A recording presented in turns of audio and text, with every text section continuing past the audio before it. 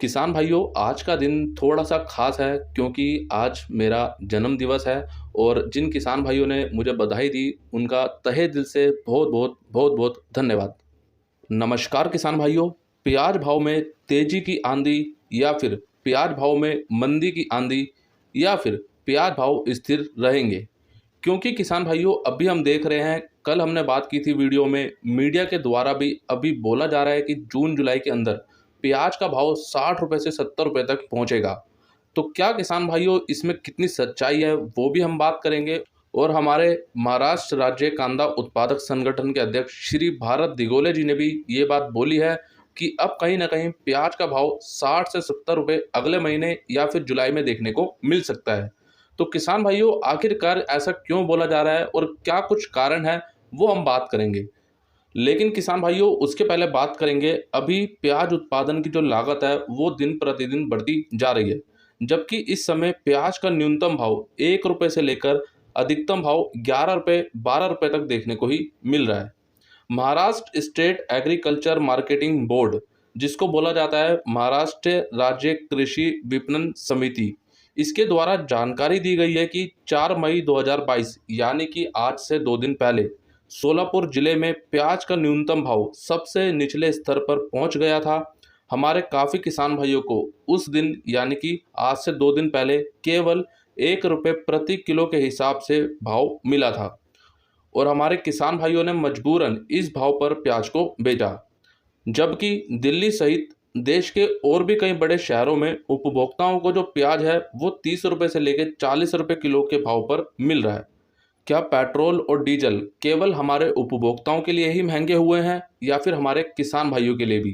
क्योंकि हम देख रहे हैं किसान भाइयों के लिए पेट्रोल डीजल ही नहीं, खाद, दवाइयाँ, बीज, हर चीज़ महंगी हो चुकी है। यहाँ तक कि अब की बार जो सबसे ज़्यादा महंगा उनको पड़ा वो था लेबर का खर्चा, यानी कि मजदूर का खर्चा। तो यहाँ पे अगर इतनी मेहनत करने के बाद, इतनी लागत लगाने के बाद भी जब उपभोक्ता 30 रुपये से 40 रुपये प्याज के देने को तैयार है, तो मीडिया को क्यों परेशानी यहाँ पे होती है। और यहाँ पे किसान भाइयों एक बात और आपको बताना चाहूँगा, महाराष्ट्र राज्य में पूरे देश का लगभग 40% प्याज उत्पादन होता है और अगर महाराष्ट्र में प्याज नहीं लगाया जाता तो देश में जो प्याज की मांग है उसको भी पूरा नहीं किया जा सकता। किसान भाइयों ये बात मध्य प्रदेश, राजस्थान, गुजरात, हमारे सभी किसान भाई किसी भी राज्य में प्याज को लगाते हैं। अगर वो प्याज लगाना छोड़ देंगे तो हमारे देश की जो मांग है वो पूरी तरह से बिल्कुल भी पूरी नहीं होगी और यहाँ पे हमें मजबूरन आयात करना पड़ेगा। और मुझे लगता है कि उस समय जब हमारी सरकार आयात के बारे में सोचेगी तो 10 बारी उनको सोचना पड़ेगा, क्योंकि उस समय एक जेन्युइन यानी कि एक सही मांग निकल के आ रही है लेकिन हमारे देश में प्याज नहीं है। तो अभी किसान भाइयों एक कहावत है ना कि जब तक हमारे पास कोई सामान होता है, हमारे पास कोई कीमती सामान होता है या फिर कीमती व्यक्ति हमारे साथ होता है तो हम उसकी कदर नहीं करते। लेकिन जब वो हमारे साथ नहीं होते हैं तब हमें उनकी याद आती है और तब हम उनकी कदर करते हैं। तो यही हाल अभी हमारी जो भी केंद्र सरकार है या फिर राज्य सरकार कर रही है। और अगर ये हाल आगे भी ऐसे ही देखने को मिला तो हमारे किसान भाई आगे खेती कैसे करेंगे और अपने कर्ज को कैसे उतारेंगे। आज भी हमारे अधिकतर किसान भाइयों के सर पर कर्ज है जिसको वो अभी तक नहीं उतार पा रहे हैं। तो ये एक बहुत बड़ी समस्या हमारे देश के अंदर है कि हमारे अन्नदाताओं के सर पर एक बहुत बड़ा कर्ज है जिसको लेकर हमारी केंद्र सरकार भी कुछ नहीं कर पा रही या फिर कुछ करना नहीं चाहती। तो इसके लिए किसान भाइयों हमने पहले भी मांग की थी और अभी फिर से हम सब यही मांग करेंगे केंद्र सरकार से कि प्याज भाव को भी न्यूनतम समर्थन मूल्य यानी कि मिनिमम सपोर्ट प्राइस के दायरे में लाया जाए। किसान भाइयों अगर आप भी चाहते हैं कि प्याज की एक एमएसपी निर्धारित की जाए तो आप सभी किसान भाई कमेंट में ज़्यादा से ज़्यादा ये ज़रूर लिखें, हैशटैग ओनियन एमएसपी।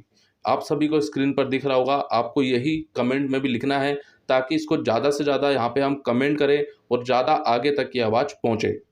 और हमारे महाराष्ट्र प्याज उत्पादक संगठन के अध्यक्ष श्री भारत दिगोले जी ने जानकारी दी है कि जब प्याज का भाव 30 रुपये से 35 रुपये होता है तब सरकारी मशीनरी उसे नीचे लाने की पूरी कोशिश में जुट जाती है।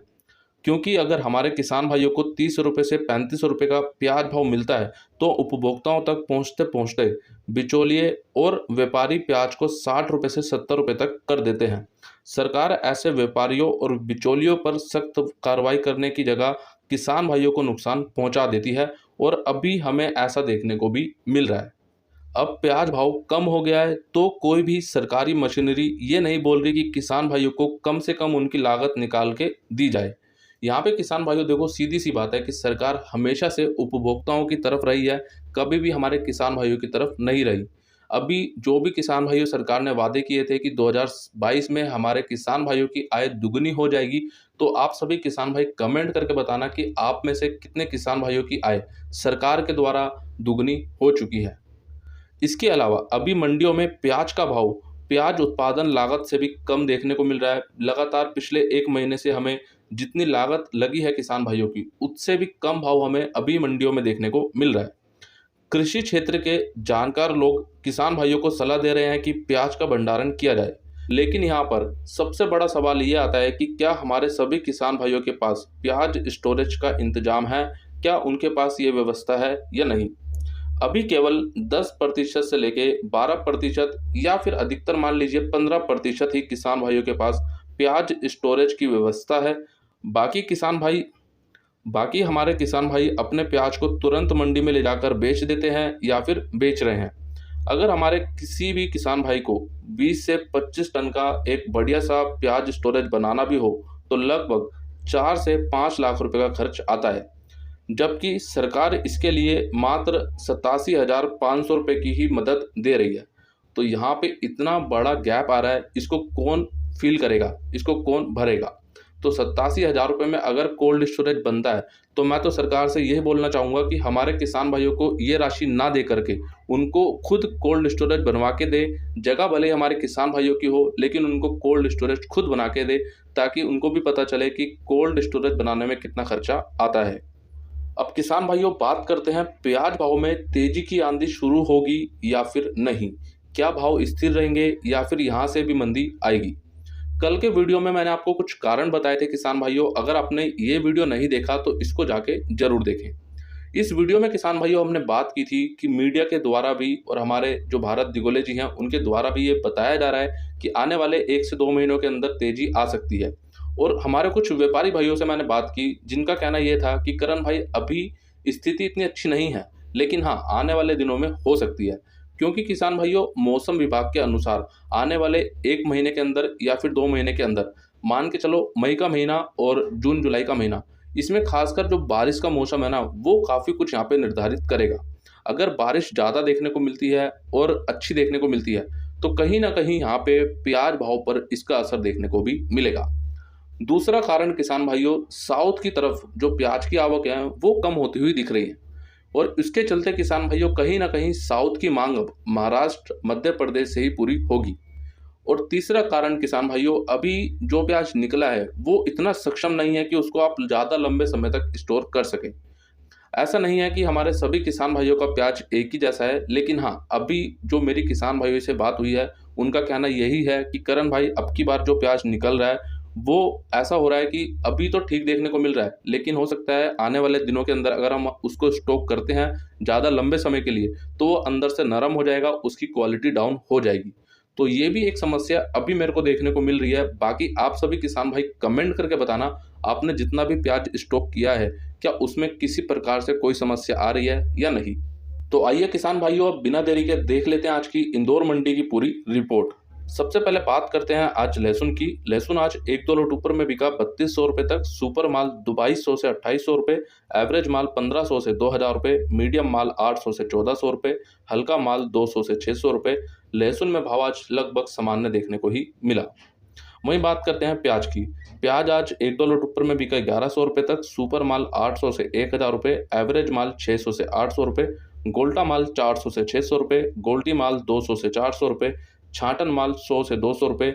और आवक रही आज लगभग 50,000 कट्टों की और प्याज में भी भाव आज लगभग सामान्य देखने को ही मिला।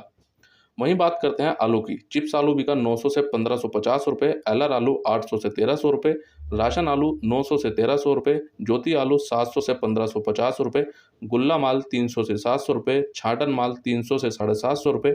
और आलू में भी भाव आज लगभग सामान्य देखने को मिला। तो किसान भाइयों ये थी आज की इंदौर मंडी की पूरी रिपोर्ट।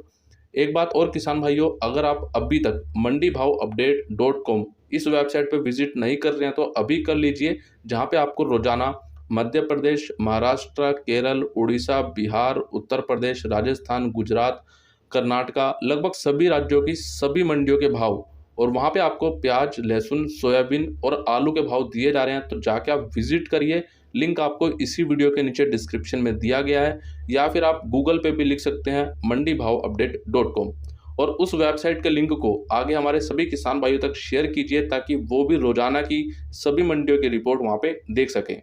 बाकी किसान भाइयों, आज का ये पूरा वीडियो आपको कैसा लगा, आप सभी किसान भाई कमेंट करके ज़्यादा से ज़्यादा ज़रूर बताइए।